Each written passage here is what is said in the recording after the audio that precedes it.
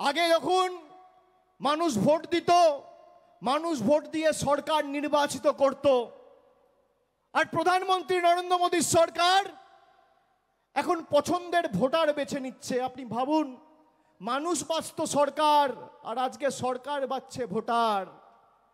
কি এদের অবস্থা!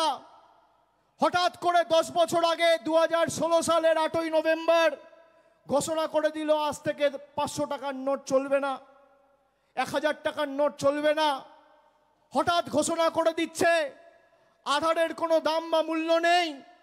হঠাৎ বলে দিচ্ছে ভোটার আইডি কার্ড ভ্যালিড নয়।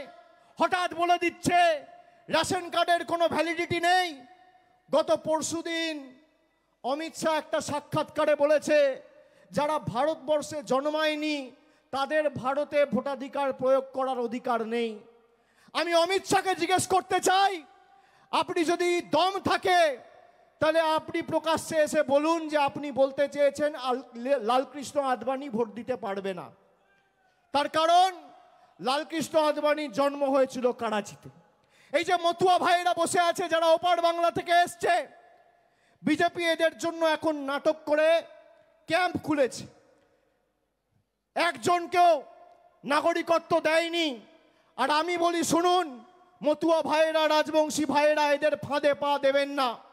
এদের ক্যাম্পে যদি আপনারা যান, আসামে 12 লক্ষ হিন্দু বাঙালির যা অবস্থা হয়েছে আপনাদেরও একই পরিণতি ভারতীয় জনতা পার্টি করবে।